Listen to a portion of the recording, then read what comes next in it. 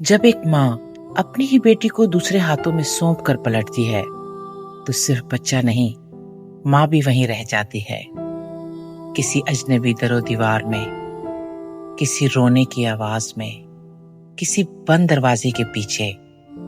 وقت گزر جاتا ہے، بال سفید ہو جاتے ہیں، زندگی معمول کے دھارے میں بہتی رہتی ہے، مگر ماں کا دل ہر سال، ہر تاریخ، ہر آواز میں اسی گمشدہ لمس کو ڈھونڈتا ہے۔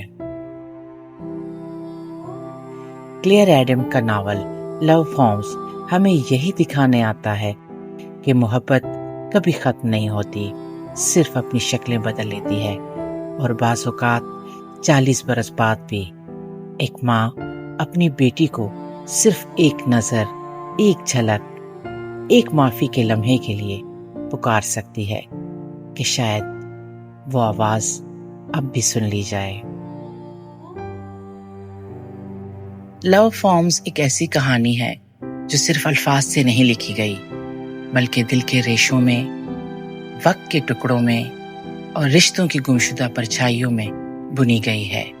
اس ناول کی مرکزی کردار ڈان بشپ، 58 سالہ خاتون جو لندن میں ایک خاموش، تنہا زندگی گزار رہی ہے۔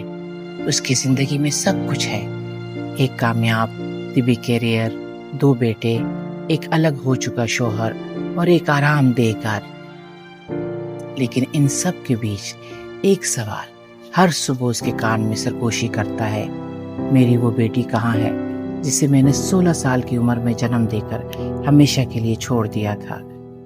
یہ سوال صرف پچھتاوے کی شکل نہیں رکھتا، بلکہ ایک پکار ہے۔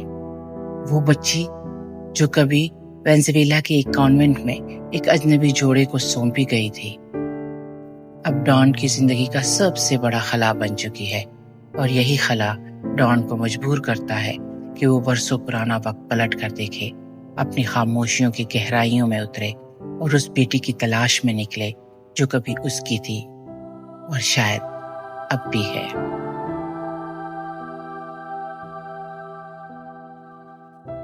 ڈان کا سفر ایک اشتہار سے شروع ہوتا ہے۔ ایڈاپشن ری یونین فورم پر دیا گیا ایک پیغام۔ 1965 وینزویلا، بچی کو گود دیا گیا، ایک ماں اپنی بیٹی کی تلاش میں ہے۔ یہ پیغام گویا ایک بند دروازے پر پہلی دستک ہے۔ کچھ دن بعد جواب آتا ہے۔ ایک خاتون مونیکا جواب دیتی ہے، وہ خود بھی گود لی گئی تھی، اور کہتی ہے کہ شاید وہی بچی ہو جسے ڈان ڈھونڈ رہی ہے۔ ڈان کا دل دھڑکنے لگتا ہے۔ کیا وہ 40 سال بعد اپنی بیٹی سے ملنے جا رہی ہے؟ وہ لندن سے نکلتی ہے اور ٹرینیڈاڈ کے اپنے پرانے گھر پہنچتی ہے۔ اس کے ماں باپ اب بوڑھے ہو چکے ہیں۔ وہ شرمندہ ہے، مگر پھر بھی سچائی سے نظریں چرا لیتے ہیں۔ ڈان فائلیں نکالتی ہے، پرانے خطوط، تصویریں اور یادداشتیں کنگالتی ہے۔ اسے کانوینٹ کا پرانا ریکارڈ ملتا ہے۔ ایک نام جھلملاتا ہے: بیبی گرل، میئرز فیملی کو گود دی گئی۔ مگر فائلیں مکمل نہیں۔ اب ڈان وینزویلا کا رخ کرتی ہے۔ وہاں وہ مونیکا سے ملتی ہے، جو ہر لحاظ سے اس کی بیٹی لگتی ہے، قد، چہرہ، حتیٰ کہ پیشانی پر ایک ننھا سا تل بھی۔ لیکن جیسے ہی گفتگو شروع ہوتی ہے، مونیکا ایک فیصلہ کن جملہ کہتی ہے: شاید ہم رشتہ دار نہیں، میری فائل کی تاریخ الگ ہے۔ ڈان کی امید ایک لمحے میں ٹوٹ جاتی ہے، مگر وہ مسکرا کر کہتی ہے: شاید ہم ماں بیٹی نہ ہوں، مگر شاید دوست بن جائیں۔ کہانی یہاں نہیں رکتی۔ ٹرینیڈاڈ کے ایک پرانے قبرستان میں اسے ایک اور سراغ ملتا ہے۔ میئرز فیملی کی پرانی رہائش اب ٹوبیگو میں ہے۔ ڈان وہاں جاتی ہے، گلی گلی پوچھتی ہے، ہر آواز کو پہچاننے کی کوشش کرتی ہے، ہر دروازے پر رکتی ہے۔ بالآخر وہ ایک چھوٹے اسکول میں ایک خاتون کو دیکھتی ہے۔ اس کا نام ماریا ہے۔ اس کے چہرے میں ایک خاموش درد ہے، डॉन सामने आती है, लरसते लबों से कहती है, शायद तुम वो हो जिसे मैंने बरसों पहले छोड़ दिया था।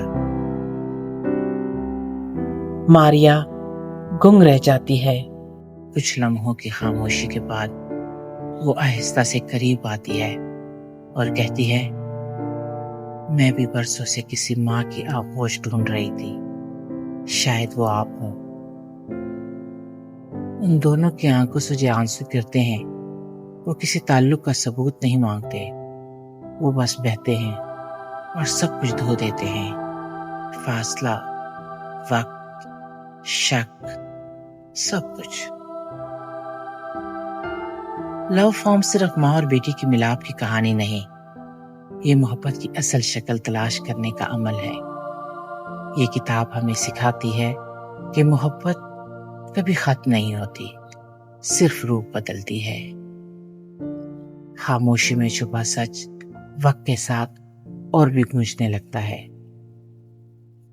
शनाख्त की तलाश किसी उम्र की मोहताज नहीं, बल्कि रूह की जरूरत है।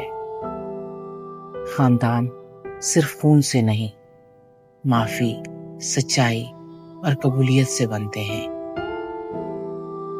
डॉन और मारिया की कहानी हमें ये एहसास दिलाती है कि वक्त चाहे कितना ही गुजर जाए, अगर नीयत साफ हो तो बिछड़े हुए रिश्ते फिर से जुड़ सकते हैं। और ये भी कि कभी कभी एक माँ का पुकारना ही काफी होता है, क्योंकि मोहब्बत हमेशा कहीं न कहीं सुन रही होती है।